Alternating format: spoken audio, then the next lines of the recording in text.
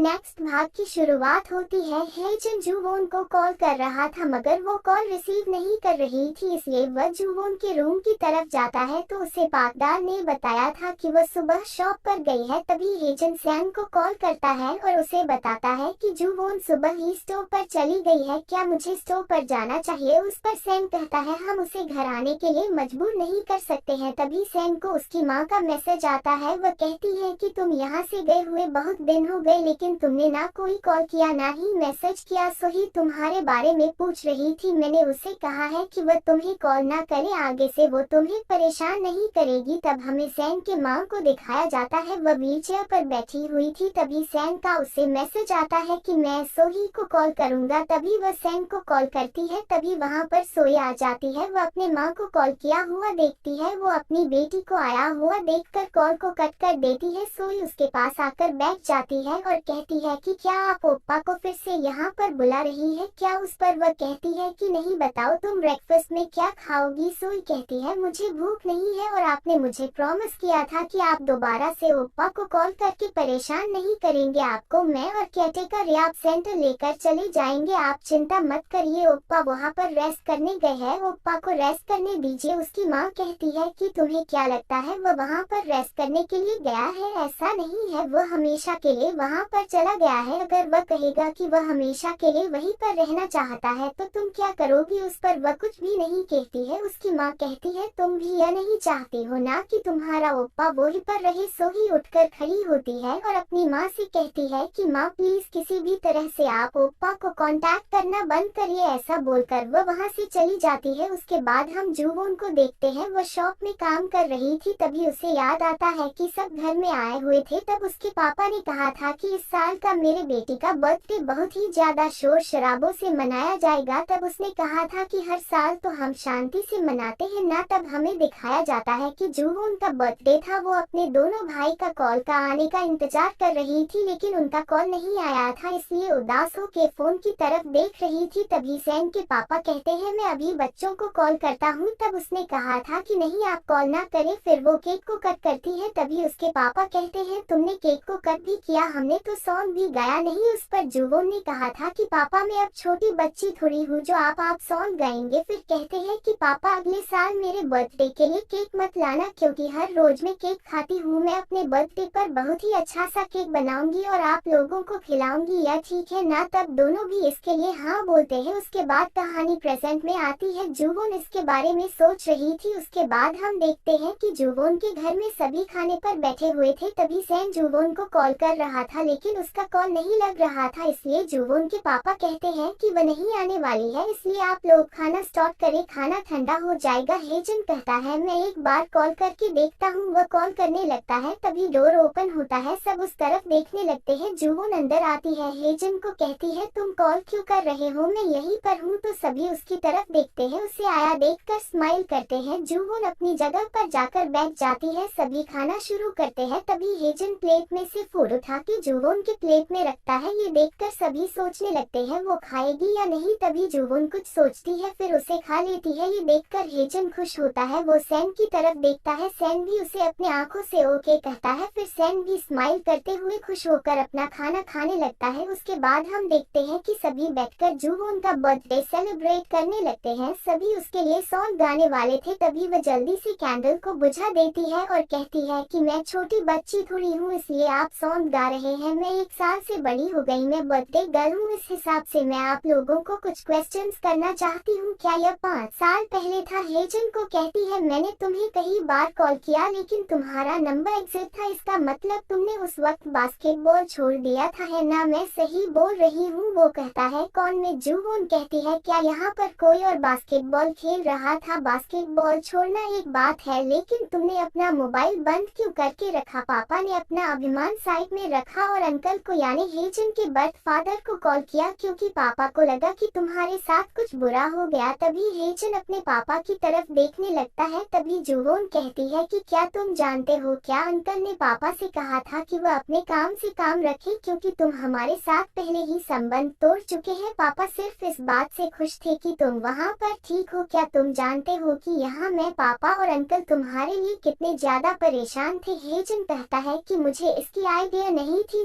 जूवोन कहती है कि तुम ऐसे कैसे कर सकते हो, क्या तुम स्टूपिड हो, हम सभी लोग तुम तक नहीं पहुंच सके तो हम क्या सोचेंगे। तभी जूवोन के पापा उसे कहते हैं कि तुम पास्ट के बारे में क्यों बात कर रही हो। जूवोन कहती है क्यों नहीं कर सकती, मुझे लगा कि हम एक फैमिली है, आप चाहते थे कि मैं अपने बर्थडे पर कैंडल्स बुझा दूं तो क्या मैं यह बात पूछ भी नहीं सकती। तभी सैम के पापा कहते हैं कि ये सब पास्ट में हो गया है या अब मायने रखता है कि वो यहाँ पर है और वह ठीक है। तभी सैम सबको बताता है कि हेजन के पैर में चोट लगी है। तभी सब उसकी तरफ देखने लगते हैं। तभी सैम बताता है कि वह खेल रहा था, उसे पता होना चाहिए था कि उसे कब रुकना है, लेकिन उसने खुद को बहुत जोर से धकेल दिया। उसने मुझे अमेरिका से कॉल किया और मुझे पूछा कि क्या वह फिर से चल सकता है, क्या अमेरिका के डॉक्टर ने जो कहा वह सच था, उसने अपने पैर को खो दिया है। तभी जूवोन के पापा हेजन की तरफ शौक से देखने लगते हैं। तभी हेजन गुस्से से उठकर सैम की शर्ट को पकड़ लेता है, फिर उसे छोड़ देता है। तभी उसके पापा शौक से उसकी तरफ देखने लगते हैं और उसके पैर को चेक करने लगते हैं। कहते हैं दिखाओ कौन से पैर में लगा है। तभी वह दिखा नहीं रहा था, वह जबरदस्ती उसके पैर को देखते हैं तो एक पैर के ऊपर सर्जरी के निशान थे। हेजन कहता है कि मैं अब ठीक हूँ, ये सिर्फ एक स्का है और यह चला भी गया और इसमें कोई दर्द भी नहीं हो रहा है, मैं ठीक हूँ। वह कहते हैं ओके ओके, आप लोगों को पीने के लिए मैं मिल्क लेकर आता हूँ और वहाँ से उठकर किचन में चले जाते हैं और वहीं पर इस बारे में सोचने लगते हैं। तभी सैम के पापा वहाँ से उठकर उनके पास जाते हैं और उन्हें कहते हैं कि क्यों बच्चों के सामने ड्रामेटिक हो रहे हो। जूवोन के पापा कहते हैं कि इसमें मेरा ही दोष है, मुझे उसे अमेरिका जाने के लिए नहीं बोलना चाहिए था। सैम के पापा कहते हैं कि मैंने तुमसे कहा था कि ऐसा मत कहो। तभी हम देखते हैं कि तीनों बच्चे भी उनकी बातों को सुन रहे थे। जूवोन के पापा कहते हैं कि मैं बात भी नहीं कर पा रहा हूँ, उन्हें बहुत ज्यादा रोना आ रहा था। तभी सैम के पापा कहते हैं कि धीमी आवाज में बोलो। तभी जूवोन अपनी जगह से उठ जाती है, अपनी बैग उठाकर वहाँ से बाहर जाती है। तब सैम के पापा जूवोन के पापा को कह रहे थे कि शांत रहो, तुम्हारे हाथ कांप रहे हैं। उस पर जूवोन के पापा कहते हैं कि तुम जाकर बैठ जाओ, मैं लाकर देता हूँ। तभी सैम वहाँ से उठता है, हेजन के कंधों पर हाथ रखकर वहाँ से बाहर चला जाता है। तभी हेजन भी उठकर वहाँ से बाहर चला जाता है। तभी सैम के पापा पीछे मुड़ के देखते हैं कि बच्चे वहाँ से बाहर चले गए हैं। जूवोन के पापा को कहते हैं कि देखो हमारी वजह से बच्चे बाहर चले गए, आपको बच्चों के सामने रोने की क्या जरूरत थी। उस पर जूवोन के पापा कहते हैं कि मैं उनके सामने नहीं रोया, मैं रसोई में आकर रो रहा हूँ। तब हम देखते हैं कि उनकी बातें बाहर खड़े रहकर तीनों भी बच्चे सुन रहे थे। तभी सैम के पापा कहते हैं कि तुम्हें रूम में जाकर रोना चाहिए था। तभी हेजन रूम के अंदर जाने लगता है। तभी जूवोन उसे कहती है कि अंदर मत जाओ, ठीक है, दोपहर के लंच टाइम के समय से पहले वह इसके बारे में भूल जाएंगे, फिर उनके साथ बहस करो कि दोपहर के खाने में क्या खाना चाहिए। ऐसा बोलकर वह वहाँ से चली जाती है। दोनों भी उसे जाते हुए देख रहे थे। उसके बाद हम देखते हैं कि तीनों भी ग्राउंड में आ जाते हैं। जूवोन हेजन के पैर की तरफ देख रही थी। हेजन नोटिस करता है, उसे कहता है यह कोई बड़ी बात नहीं है, मैं सिर्फ बास्केटबॉल नहीं खेल